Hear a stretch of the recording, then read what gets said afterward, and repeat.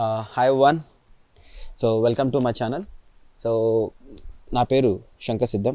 I'm a UK PR holder. I'm a Salesforce architect and I live in London.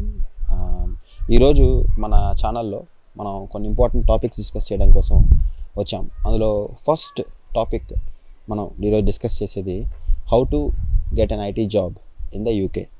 So ఇది మన important topic. So దీన్ని నేను మీకు అర్థమయ్యేలా చెప్పడానికి వెరీ సింపుల్గా వీడియోని క్రిస్ప్ అండ్ షార్ట్గా ఉండడానికి ఒక 6 మేజర్ పాయింట్స్లో how to get an IT job in UK. ఎందుకంటే from the past few years there is a huge growing interest for the Indian students to come and settle in the UK. So వాళ్ళందరి కోసం, తెలుగు వాళ్ళ కోసం నేను ఈ వీడియోని record చేయడం జరుగుతుంది. So once again this is Shankar Siddham. I live in London. I'm a UK PR holder and from the past 10 years I'm working as an IT engineer, Salesforce developer, senior developer, architect పొజిషన్స్లో నేను work చేయడం జరిగింది. అలాగే నేను IT recruitment కానివ్వండి, నా company through సర్వీసెస్ని నా క్లయింట్స్కి provide చేయడం జరుగుతుంది. And we're also having an educational consultancy. We named it as overseas career guru. ఇప్పుడు దాకా మోర్ దాన్ 150+ స్టూడెంట్స్ వచ్చారు, వేరియస్ కోర్సెస్కి, వేరియస్ యూనివర్సిటీస్కి వచ్చారు. So let's not waste any more time, let us go straight in the point. So ఈ కంట్రీలో especially in the studying in యూకేకి వచ్చే ప్రతి స్టూడెంట్కి జాబ్ రావాలి అంటే తీసుకోవాల్సిన జాగ్రత్తలు కానివ్వండి, ఫాలో అవ్వాల్సిన పాయింట్స్ కానివ్వండి, నేను మీకు 6 వేస్లో అంటే 6 టాపిక్స్లో నేను వాటిని క్లాసిఫై చేస్తున్నాను. ఎందుకంటే నేను కూడా ఒక స్టూడెంట్ లాగా ఈ కంట్రీలోకి ఎంటర్ అయ్యాను. ఆ స్టూడెంట్గా ఎంటర్ అయ్యి ఆ స్టూడెంట్గా నేను నా లైఫ్ని లీడ్ చేస్తూ ఐటీలో ఎలా ఎంటర్ అయ్యాను, ఎలాగా నా హడిల్స్ని ఫేస్ చేశాను, వీటన్నిటిని మిక్స్ చేసి ఒక సింపుల్ స్టెప్స్ని మీకు ఎక్స్ప్లెయిన్ చేయడం జరుగుతుంది. ఈ స్టెప్స్ని ఫాలో అవుతూ నాతో పాటు, నా బ్రదర్తో పాటు ఒక 15 to 20 మెంబర్స్, నా ఫ్రెండ్స్, నా స్టూడెంట్స్ అందరికీ కూడా జాబులు తెచ్చుకోవడం అనేది జరిగింది. So let us go straight in the point. So ఈ కంట్రీలో మనం జాబ్స్ తెచ్చుకోవాలి అంటే first foremost important point is you have to complete your masters. So guys, ఇది చాలా important topic. Completing your studies, getting the masters degree is very important. ఎందుకంటే మీరు masters degree లేకుండా ఈ కంట్రీలో ఏమీ చేయలేరు. ఎందుకంటే పోస్ట్ స్టడీ వర్క్ వీసా ఉంది కాబట్టి మీరు ఈ కంట్రీలోకి ఎంటర్ అవ్వడం అనేది జరిగింది. అదే మీకు పోస్ట్ స్టడీ వర్క్ వీసా లేకపోతే మీకు ఈ కంట్రీలో జాబ్ రావడం చాలా కష్టం. పార్ట్ టైం జాబ్స్ వచ్చే ఈజీ మనీ కోసం, అంటే క్విక్ మనీ కోసం పార్ట్ టైం జాబ్స్లో మీరు ఒక 60 hours, 70 hours, 80 hours బాగా కష్టపడితే మీరు ఎర్న్ చేసేది మ్యాక్సిమం 1500 నుంచి 2500 వరకు ఎర్న్ చేస్తారు. I'm talking about pounds. అదే మీరు ఒక ఐటీ జాబ్లో కాంట్రాక్టింగ్ చేస్తే you can earn minimum 5000 pounds per month. So part time జాబ్స్లో పడిపోయి స్టడీస్ మీద నెగ్లెక్ట్ చేసి మీరు జాబ్స్ తెచ్చుకోవడం కానీ మీ కోర్స్ కంప్లీట్ చేయడంలో ఏదైనా ఫెయిల్యూర్ జరిగితే then it is going to be very tough for you to get an IT job in this country. Because in this country financial freedom కన్నా వీసా ఫ్రీడమ్ అనేది చాలా ఇంపార్టెంట్. ఈ topic మీద నేను తర్వాత డీటెయిల్డ్గా మాట్లాడతాను. So out of the 6 points, the first and important point we have to follow is we have to complete the masters in time. So next important point, I think CV.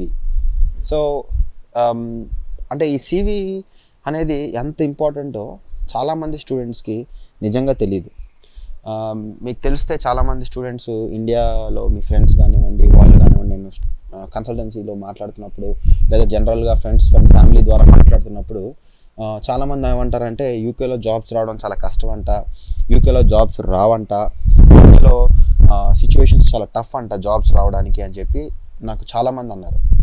అలాగే ఒక రోజు నేను ఇండియాలో ఉన్నప్పుడు ఒక స్టూడెంట్ నాతో మాట్లాడుతున్నప్పుడు నేను తనకి యూకేలో ఉంటానని తెలియదు, నా గురించి ఏం తెలియదు. I met this guy randomly or when I'm doing my journey. So నేను అతను ఒకటే క్వశ్చన్ అడిగా, మీ CV చూడొచ్చా అని అడిగా. హీ సెంట్ పక్కనే ఉన్న వాట్సాప్లో ఫార్వర్డ్ చేశాడు ఆ అబ్బాయి. నేను తన CV చూస్తే చాలా బేసిక్గా ఉంది. ఓకే, అంటే ఈ కంట్రీలో మీరు జాబ్ తెచ్చుకోవాలి అంటే the second important thing you have to do build your CV properly. మీరు ఏదైనా జాబ్స్కి అప్లై చేస్తూ ఉంటే ఆ జాబ్స్కి మీరు సీవీ బిల్డ్ చేయడం అనేది చాలా ఇంపార్టెంట్. మీరు ఒక జాబ్కి అప్లై చేస్తున్నారంటే మీ సీవీలో 80% ఆఫ్ ది కీవర్డ్స్ మ్యాచ్ అవ్వాలి. ఎందుకంటే మేము ఐటీ రిక్రూట్మెంట్ కూడా చేస్తూ ఉంటాం. మేము స్టేక్ హోల్డర్స్తో కానివ్వండి, క్లయింట్స్తో కానివ్వండి, ప్రాజెక్ట్ లీడర్స్, మేనేజర్స్తో మాట్లాడినప్పుడు వాళ్ళు చాలా క్లియర్గా మాకు స్పెసిఫికేషన్స్ ఇస్తారు. దాన్ని బట్టి నేనే కాదు, ఏ ఐటీ రిక్రూట్మెంట్ ఏజెన్సీ అయినా, ఏ రిక్రూట్మెంట్ ఫర్మ్ అయినా సరే కీవర్డ్ మ్యాచింగ్ ద్వారా సీవీని షార్ట్ లిస్ట్ చేస్తుంది. గుర్తుపెట్టుకోండి, ఒక జాబ్కి దగ్గర దగ్గర 100 మెంబర్స్ అప్లై చేస్తారు. అందులో మేము ఫిల్టర్ అవుట్ చేసి పైకి అంటే సీవీ అప్రూవల్ కోసం పంపించేది, అంటే first stage IT recruitment agencies filter చేసే దగ్గర 85% ఆఫ్ ది సీవీస్ అక్కడే ఆపేస్తారు. ఎందుకంటే కీవర్డ్ మ్యాచింగ్ ఉండదు. సో ఇది తెలియక చాలామంది స్టూడెంట్స్ అబ్రాడ్లో, యూకేలో జాబ్స్ రావు, ఓన్లీ ఇంగ్లీష్ పీపుల్కి జాబ్స్ వస్తాయి, ఇండియన్స్కి జాబ్స్ రావు అని చెప్పి ఒక మిస్కన్సెప్షన్లో ఉంటారు. గైస్ నేను ఇంకో విషయం చాలా క్లియర్గా చెప్తాను. అదేంటంటే, నేను ఇప్పుడు దాకా పెద్ద పెద్ద ఫార్మ్స్లో ఇలా చిన్న చిన్న ఫార్మ్స్లో వర్క్ చేశాను. టెక్నాలజీ ఆస్పెక్ట్స్లో ప్రతి కంపెనీలో నేను చూసిన దగ్గర మినిమం ఒక 60% ఇండియన్స్ ఉన్నారు. They don't have any discrimination. They want to see whether you have a right talent, whether you are having the right skill set for their requirement. అదొక్కటే వాళ్ళు కన్సిడర్ చేస్తారు. సో మీ జాబ్లో వాళ్ళ జాబ్కి మీరు ఫిట్ అవుతారా లేదా అనేది మాత్రమే వాళ్ళు చూస్తారు. సో మీ సీవీ అనేది it is the first important point. మీ సీవీలో మీరు ఫోటోలు పెట్టక్కర్లేదు, డెకరేటివ్ ఐటమ్స్ పెట్టక్కర్లేదు. కింద మీ హాబీస్లో reading books, swimming, jogging, cricket, లేకపోతే మాకు పేపర్ ప్రజెంటేషన్లో 10 పేపర్లు వచ్చినాయి, they are really not interested about it. అది మీరు ఫ్రెషర్గా అప్లై చేస్తుంటే ఇండియన్ ఏజెన్సీస్కి అది హెల్ప్ అవుతుంది. కానీ ఇక్కడికి వచ్చినప్పుడు they want to see what kind of job description you have, what kind of అంటే job experience you have in your previous company. ఒకవేళ మీరు ఫ్రెషర్గా అప్లై చేస్తే ఆ స్కిల్ సెట్ ఏముంది, మీరు అండర్ గ్రాడ్యుయేషన్ ఎలాంటి ప్రాజెక్ట్స్ చేశారు, పోస్ట్ గ్రాడ్యుయేషన్లో ఎలాంటి ప్రాజెక్ట్స్ చేశారు, ఆ ప్రాజెక్ట్స్ చేయడం వల్ల మీ స్కిల్ సెట్ ఎలా వచ్చింది, ఈ పాయింట్స్ వాళ్ళు కన్సిడర్ చేస్తారు. సో దయచేసి మీరు నెక్స్ట్ టైం ఎప్పుడైనా సరే మీరు జాబ్స్కి అప్లై చేయాలనుకున్నప్పుడు ఫస్ట్ థరోగా సీవీని బిల్డ్ చేసుకోండి. A proper CV will open the doors for you and help you to achieve your dreams very very quickly. మనం 2 పాయింట్స్ డిస్కస్ చేసాం ఇప్పుడు దాకా. Now third point, neutral course. So ఈ న్యూట్రల్ కోర్స్ అనేది ఎలా ఉంటుంది అంటే, ఫర్ ఎగ్జాంపుల్ చాలామంది అబ్రాడ్ వద్దాం అనుకున్నప్పుడు స్టూడెంట్స్ రకరకాల కోర్సెస్ గురించి మాట్లాడతారు. అక్కడ డేటా సైన్స్ చాలా బాగుందంట, సైబర్ సెక్యూరిటీ చాలా బాగుందంట, క్లౌడ్ కంప్యూటింగ్ చాలా బాగుందంట అని టెక్నాలజీ స్పెసిఫిక్గా వాళ్ళు కోర్సెస్ని సెలెక్ట్ చేసుకోవడం అనేది జరుగుతుంది. కానీ మీరు ఒకటి గుర్తుపెట్టుకోండి, ఫిల్టరింగ్ క్రైటీరియాలో అంటే ఐటీ జాబ్స్ దగ్గరికి వెళ్ళేటప్పుడు మీ ఫిల్టరింగ్ క్రైటీరియాలో మీరు న్యూట్రల్ కోర్స్ అంటే, like for example neutral course అంటే just advanced computer science or just masters in computer science or masters in information technology, ఇలాంటివి చాలా ఇంపార్టెంట్. ఎందుకు ఇంపార్టెంట్ అని నేను చెప్తున్నానంటే, మీరు సైబర్ సెక్యూరిటీ మీద మాస్టర్స్ చేస్తారు, 1 year ఎక్స్పీరియన్స్ ఉంటుంది. మీరు ఇంటర్వ్యూలోకి అటెండ్ అయినప్పుడు లేదా సీవీ చూస్తున్నప్పుడు మాకేమనిపిస్తుంది అంటే, ఈ పర్సన్కి మా సైబర్ సెక్యూరిటీ చేశాడు కానీ ఇతను వెబ్ డెవలప్మెంట్ మీద జాబ్ అప్లై చేశాడు. సో ఈ వెబ్ డెవలప్మెంట్ మీద జాబ్ అప్లై చేసినప్పుడు ఇతనికి జాబ్స్ ఎలా వస్తాయి అనేది వాళ్ళు, అంటే జాబ్ ఎలా ఇస్తాం మనం అనేది వాళ్ళు ఆలోచించుకుంటారు. అందుకని చెప్పి అంటే like for example data science మీద ఉండే స్టూడెంట్ని వాళ్ళు జావా కోడింగ్కి రిక్రూట్ చేసుకోరు.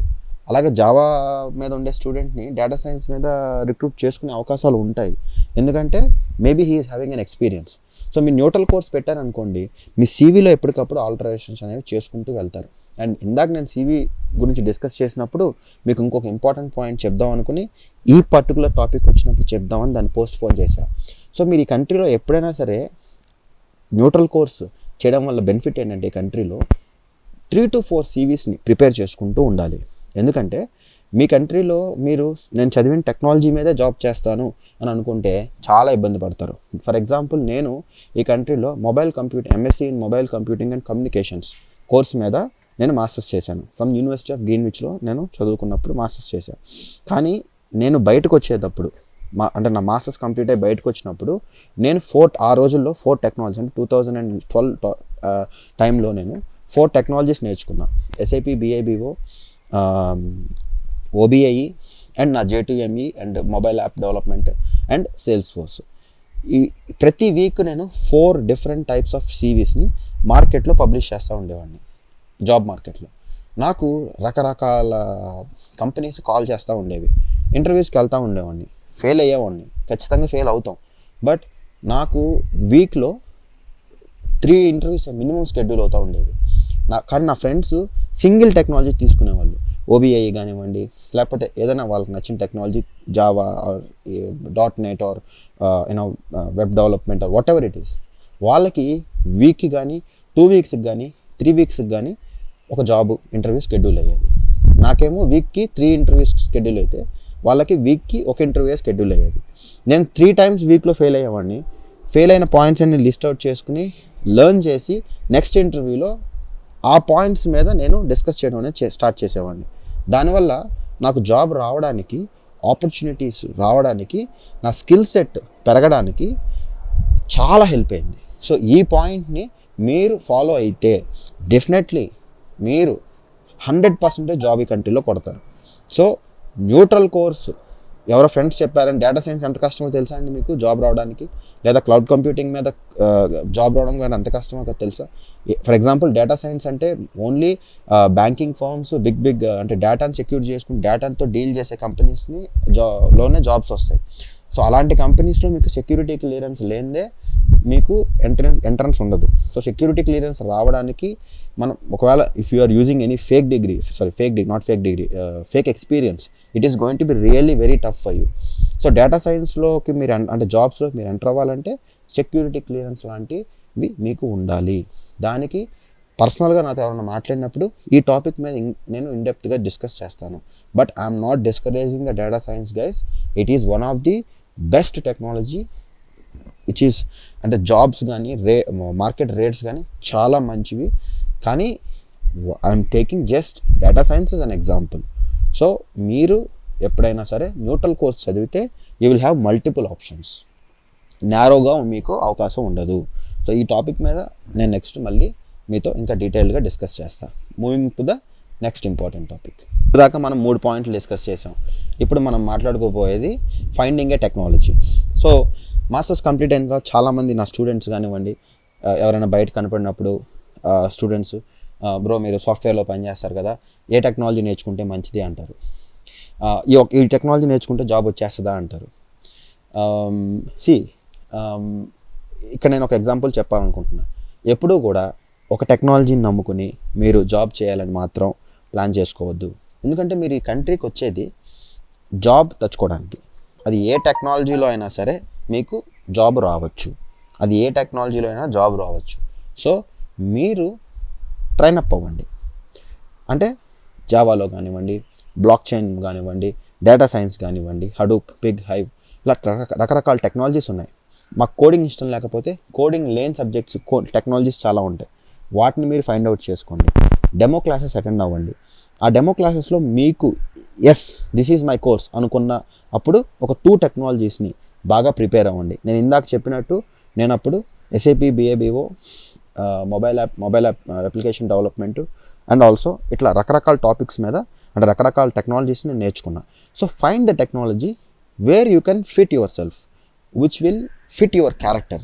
సో అలాంటి టెక్నాలజీని మీరు ఫైండ్ అవుట్ చేసి అందులో మీరు జాబ్ తెచ్చుకోవడం అనేది చాలా ఇంపార్టెంట్. సో ఆ టెక్నాలజీని ఫైండ్ అవుట్ చేయడం దగ్గర మీ టైంని ఇన్వెస్ట్ చేయండి.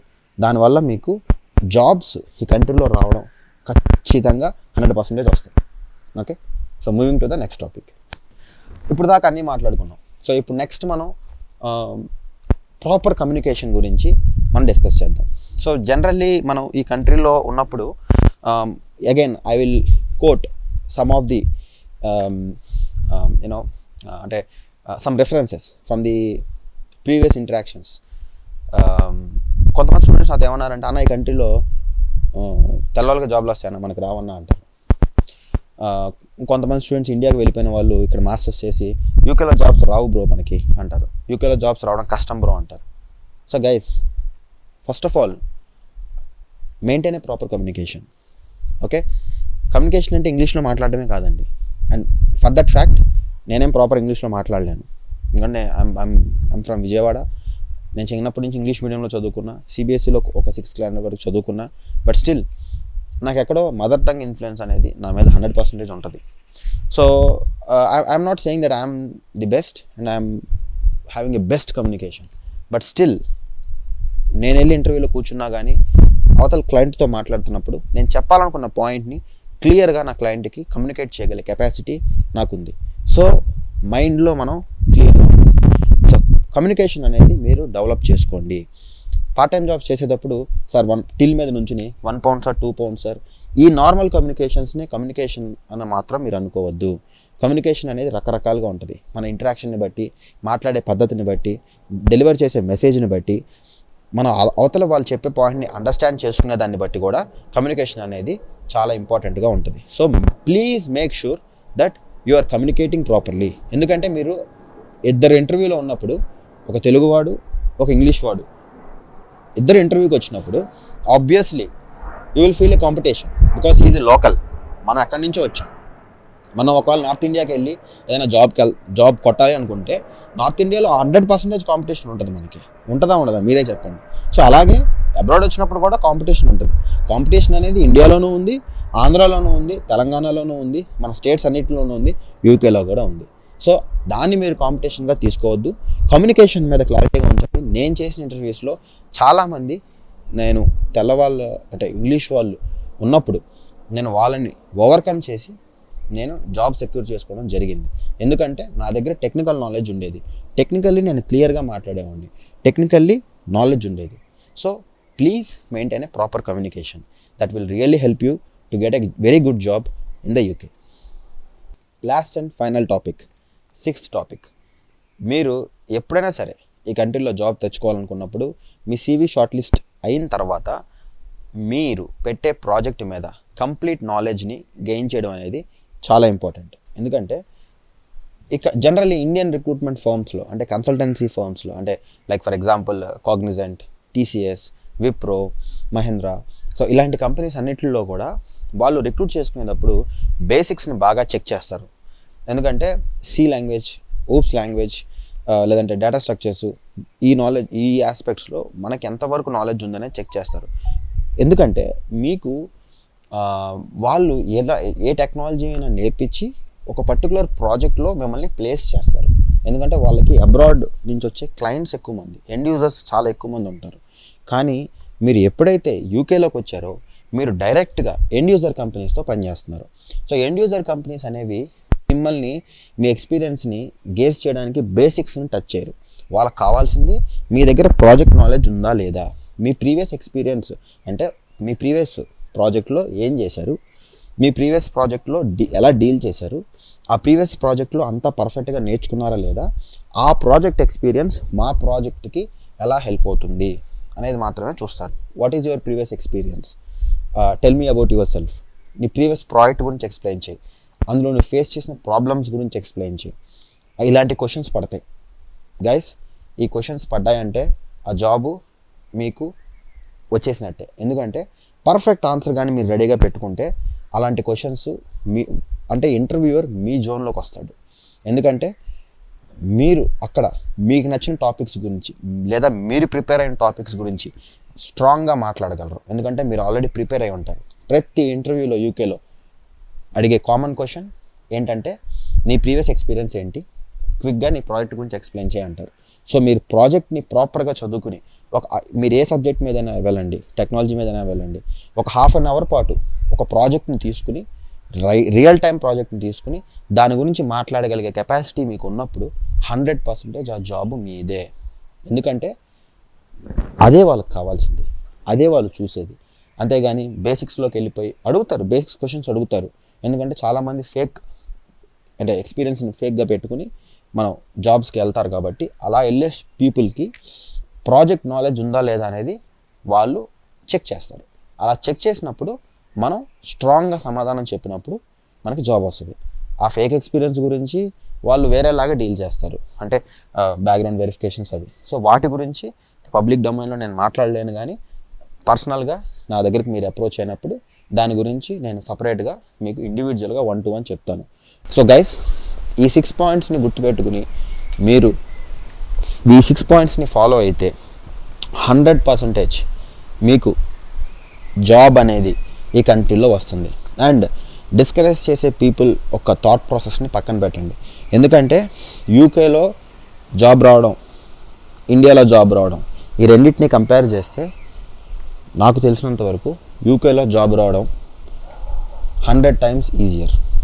ఎందుకంటే ఇండియాలో వెరీ టఫ్. అండ్ గుర్తుపెట్టుకోండి శాలరీస్, ఇండియాలో ఫ్రెషర్కి maximum 4 lakhs 5 lakhs per annum. అదే మీరు ఇక్కడ ఫ్రెషర్గా స్టార్ట్ అయితే 25 to 30 lakhs per Yanam. Obviously నేను చెప్పిన పాయింట్స్ అన్నిటిని ప్రిపేర్ అవ్వండి, చార్ట్స్ ప్రిపేర్ చేసుకోండి, ఆన్సర్స్ని ప్రిపేర్ చేసుకోండి. పార్ట్ టైం జాబ్స్ మీద ఫోకస్ తగ్గించండి. చేసుకోండి పార్ట్ టైం జాబ్స్, కానీ అదే లైఫ్ కింద చేసుకోవద్దు. Focus on your career. 1 monthలో జాబ్ కొట్టేద్దాం అంటే అదంత ఈజీ కాదు. బయట మేము జాబ్ ఇప్పించేస్తాం మీకు అని చెప్పి చాలామంది ఇక్కడ తెలుగు వాళ్ళు కానీ ఇండియన్స్ కానీ మనీ తీసుకుని స్టూడెంట్స్కి ఇబ్బంది పెట్టే కేసెస్ చాలా చూసే ఉంటారు, వినే ఉంటారు. ఆ ట్రాప్స్లో పడకండి. ఎందుకంటే that is really tough guys. 100లో 1%కే జరిగిద్ది అది. అది మీకు జరిగిద్దని అనుకోకండి. సో మా దగ్గరికి వచ్చినా కూడా మేము ఇవే పాయింట్స్ చెప్తాం. మా స్టూడెంట్స్కి కానివ్వండి, మా ఫ్యాకల్టీ మేము ట్రైనింగ్ కూడా జరుగుతుంది. సో మా ట్రైనింగ్ వాటిల్లో కూడా మేము ఇవే పాయింట్స్ చెప్తాం. సో ఈ 6 పాయింట్స్ని మీరు గుర్తుపెట్టుకుని చక్కగా మంచి జాబ్ తెచ్చుకుని మీరు మీ ఫ్యామిలీ హ్యాపీగా ఉండండి. Stay safe guys. Thank you very much.